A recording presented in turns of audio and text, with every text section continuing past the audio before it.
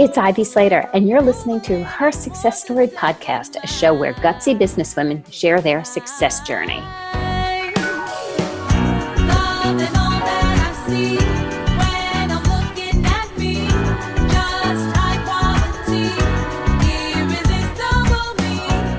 Hi, this is Ivy Slater. Welcome to today's episode of Her Success Story. It is my pleasure to introduce you today to Emily Guy Birken. She is a former educator, lifelong money nerd, woman after my own heart, I have to tell you, a Plutus award-winning freelance writer specializing in scientific research behind irrational money behaviors.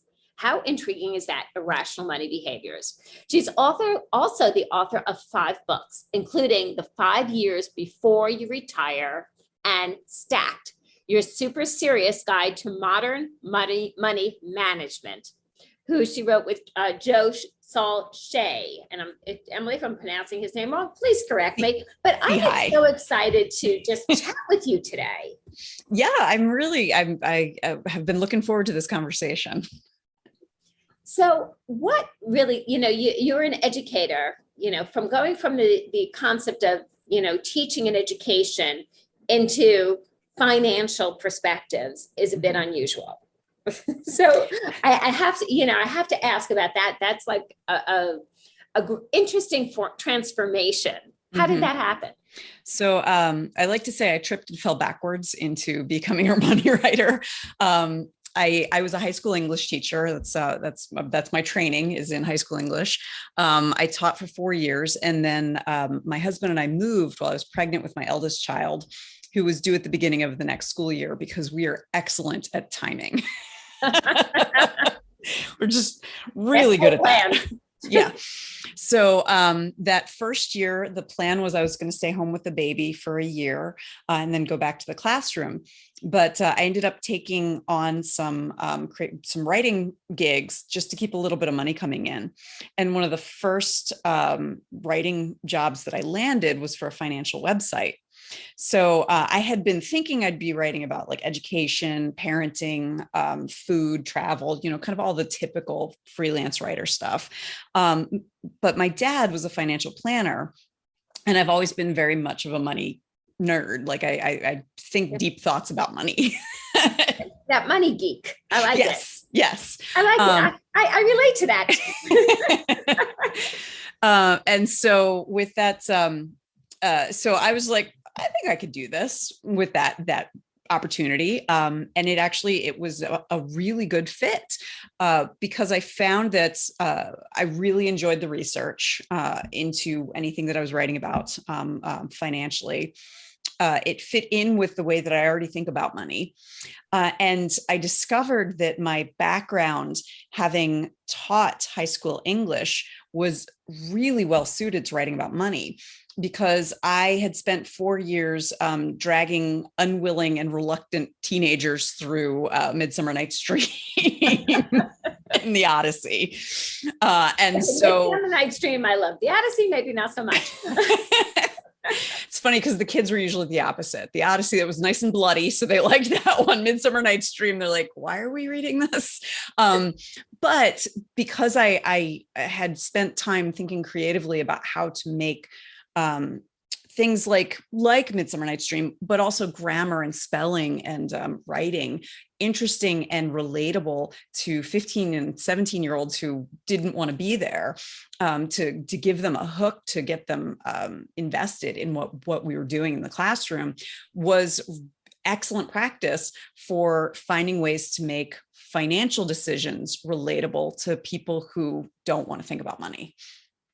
And so that's, I never would have thought of this, but my 4 years in the classroom, creating lesson plans, dealing with teenagers who really were unhappy or angry at the world, was the best possible preparation I could have gone through to be a money writer. And so, there's then that stepping into that, and I get it. Especially as you're home with the first baby, and like, opportunity is, this is what popped up. Okay, I could figure this out. there's something else that happens. And when all of a sudden you build a career and you write 5 books. It's like, it's okay. Emily's story, it's very, very nice and tidy. And I'm like, yeah. And how do you go to sit and start writing 5 books and work and start truly? And I know you work so deeply and smartly with people on what becomes our money story. So let's talk about the books first. Okay. So the latest book out there is which one? Stacked, your super serious guide to modern money management. Yes, that's my most recent. And if we look at a couple of tips about modern money management, what would they be in a time that we're looking at? We've been through a pandemic. We have like a world that has been evolving. So, and I'm just going to say one more thing. It's like, okay, sometimes when you you open Amazon, it's like, okay, remember money management. Oh, and then there's Amazon. That gets right to what the difference between modern money management is and our grandmother's way of handling money. Because when it comes down to it, the way you handle money is never going to change. You want to spend less than you earn, set money aside in some sort of investments. Don't speculate with your investments. I mean, none of this is going to change. Like the things that your grandmother taught you about money, about saving money, shopping intelligently, things like that, never going to change. What's different is the way that we spend money. So it used to be you had to leave the house to spend money. Right. You don't even have to leave your bed. I could save a lot of money. Stop going out. I would remember I would teach my kids back in the day, right? I was like, well, if you want an allowance and you want to go out with you can't every day after school, right? Go now it's so easy. You don't even need a computer. You're just on your phone. You click an app and you're spending money. Yes. And so that's where the modern part comes in, because, that meme, like modern problems need modern solutions. It's like that, in that you need to find different ways to trick yourself not to spend money. So, for instance, when I say trick yourself, my dad was telling me that my great grandmother, so his mother's mother, and so many years ago, she could never get the hang of a checking account. She always used cash. Like the 2 times she tried to have a checking account, she overdrew it really quickly. And so she used the envelope budgeting method, where the envelope budgeting method from my grandmother. Yes. Yeah. And that was the only thing that worked for her, because she could see like, okay, this is exactly how much I have in my grocery budget. This is exactly how much I have in, the kids' clothing budget. And so that was the kind of trick that she needed to be able to make it work. These days, the trick is going to be something like, don't allow Amazon to remember your credit card number. Like it's oh so helpful. Like, oh, I can remember that for you, so you don't have to get up and get your wallet every time. No, you want to have to get up and get your wallet, because the very short period of time between like, oh, I want that. Oh, I need to enter my money information. I need to get my credit card. Oh, it's all the way downstairs.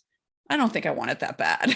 It gives you that moment to actually think and make a rational versus the emotional sales decision. Exactly. And so that's the sort of thing where, because the world has changed so much from our grandmother's day, and because there are, and it's not just that the world has changed, it's that marketing and sales and the way that we buy has changed. And the people on the other side, like the Amazon, the marketers, they have our number. They know how to reach directly in and massage that amygdala and say you want this now. In that same thing, you could be in a conversation with somebody and you could mention a brand, and then all of a sudden, what's showing up in your streams is that brand is showing up and saying, you mentioned my name. Hi, you called me. Yes. And that's, that's a little terrifying. And it's an outgrowth of things that, marketers and they have been doing all along. So for instance, the way that shopping malls are set up, they would make sure that Cinnabon was right by the front door, because the scent of the cinnamon would activate, different emotions in your brain that make you want to buy. And then they would separate stores that sold similar things, so they were either end of the mall. So if you're looking for shoes, and you'd have to go to like 4 or 5 different places in the mall, because that would ensure that you passed by as many stores as possible. And of course, you're going to see something else you want. So the difference is that back then still required more effort from us. Like we did have to go. Right. It required more efforts from the consumer. Yes. And so because it took more effort, we were more discerning in our decision-making, in our purchasing. And our purchasing directly affects what we're spending. Absolutely. And so that's why I think it's all the more important in the modern age for us to be very intentional about our spending and about our money decisions. So it's very easy to just buy, to just click. You hear about people who whine in eBay late at night. And then, 6 days later, they're like, I bought this. What is this? And so that was always a problem for some folks, but these days it's a problem for everyone. And so if we sit down and we say, like, what is most important to me? What is it that I want my days to be like? What do I want my life to add up to? And then you can say to yourself, like, does buying this novelty mug get me closer to that? And you can be like, yeah, it really doesn't. So, okay, I'm not going to buy it. And that gives you a really good measuring stick for determining if what you're doing is like trying to beat boredom or, an emotional decision rather than a rational one. Because you can say to yourself, does this financial decision help me reach the goal that I want to get to? And so I really recommend everyone taking the time to sit down and with intention say, like, this is what I want my days to look like. This is what my big goals of my life are. This is what I hope to be able to, someone can say about me after I'm gone. And then you can use that as kind of like your yardstick whenever you are tempted by something. And it's just a very, very helpful way of kind of giving yourself a gut check when you're feeling impulsive. So do you find most of the people that you're working with today, are they people of, specific age brackets or any type of profile there that comes to you, and why do they come to you? So I do some financial coaching, and what's interesting is while I primarily work with women, I don't only work with women, and they are all ages, all come from all walks of life, all kinds of backgrounds, all over the place. And what they do have in common is that they've come up against a thorny financial problem that they don't know how to solve. And often that comes from the fact that we tend to feel incompetent about things about money. Now, some of that is women have that tendency because we have been shut out of financial conversations for so long. And so we kind of have this collective imposter syndrome when it comes to money. And which is interesting because women statistically make better investors than men do. So it's very interesting. I have heard that over and over again. And I think it still is shocking to so many. And part of it has to do with, I think, the plus side of the collective imposter syndrome is that we take our time and do research before we engage. Whereas I think a lot of men will be like, oh, I heard a hot tip over the water cooler. Let's do it, all in on crypto without taking the time to really think through.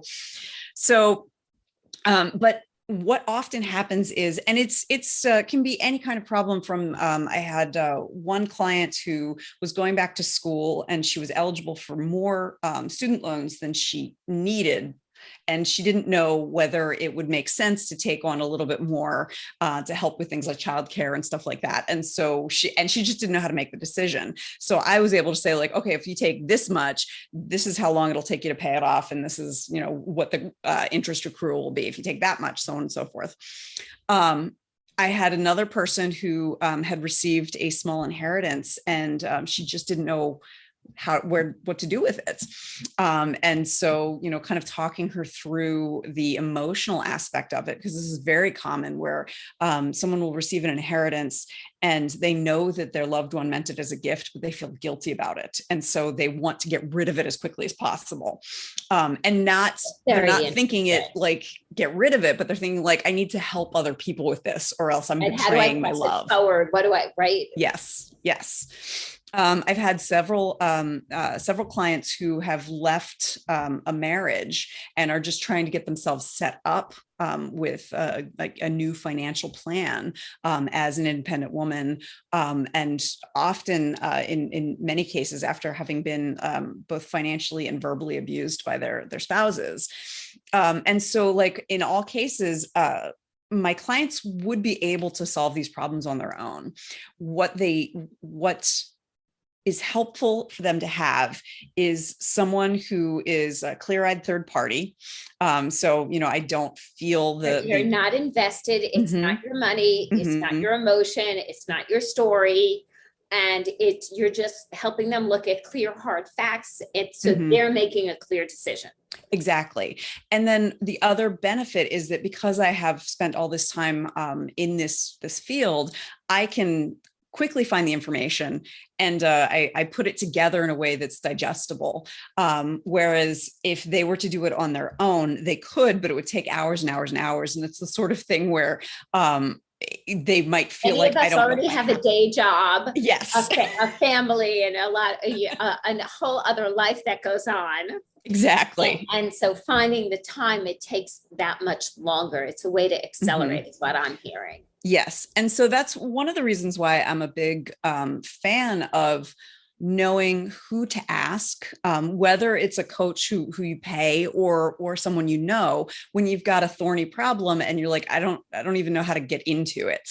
Knowing someone who has expertise in that to ask is just, it can be revolutionary because you don't have to reinvent the wheel. You don't have to start from scratch. You can talk to someone, whether you find, a coach or a professional who can help you, or you just, your friend's friend is someone who can give you 15 minutes and say like, oh, start on this website and go there, and then you'll be good. So I have to ask, 5 books down, do you see more in your future? Yes, absolutely. There's something that you see and I always say, for me, I'm working on book number 3 and I swore I wouldn't do number 1, ended up doing number 1, said, okay, I'm done, did 2, said, okay, certainly done now. And then of course, somehow, some way. And I'll always say when I see something that's going on out there that just, I have to, right? I have to jump in on. What do you see? Do you have a thought or a vision of what's next there for you? So there's a couple of things that I'm really interested in doing. One, I would like to write about financial abuse. And I have a friend who is a family lawyer. So she does a lot of divorce, and she and I are talking about collaborating on a book that is going to be specifically about how women can set up their finances, both when they're deciding whether or not to divorce, throughout the divorce, and then post-divorce, to kind of get them in the best position possible after the end of that marriage.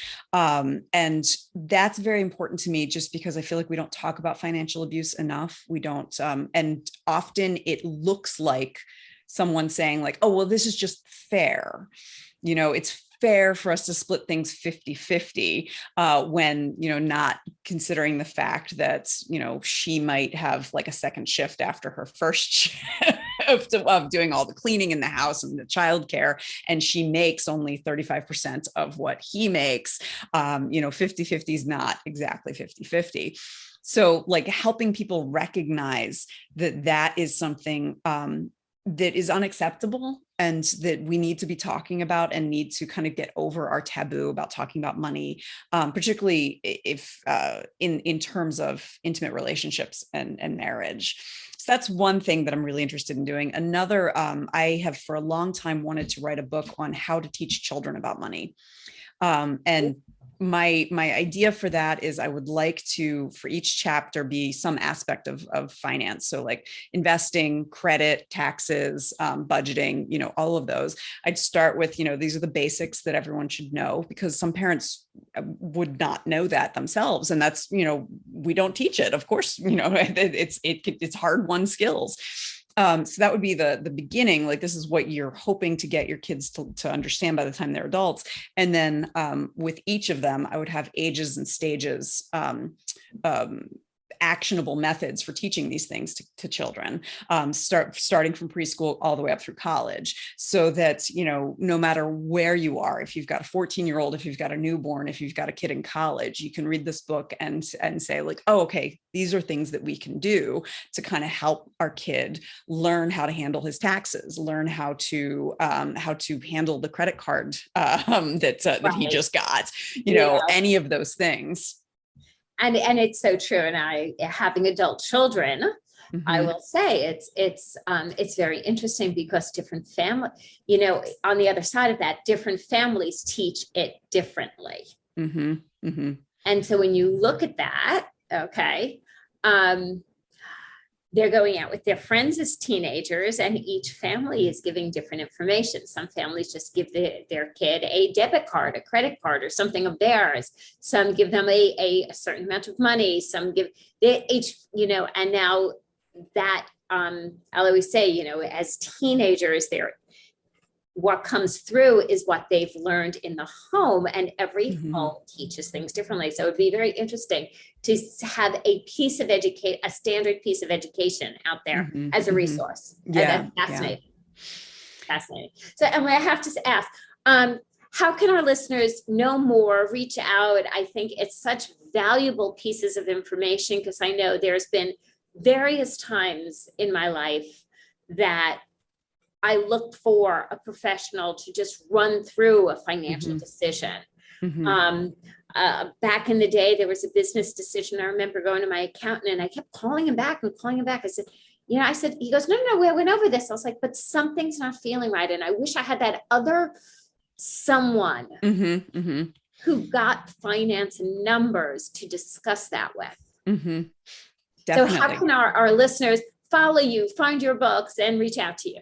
So I have a specific welcome and gift for listeners. So if you go to emilyguyberken.com/HSS for her success story, that is a welcome page where you will find how to reach me. There's a link for if you'd like to set up a 15-minute coaching call with me for free to find out if you'd like to work with me as a coach.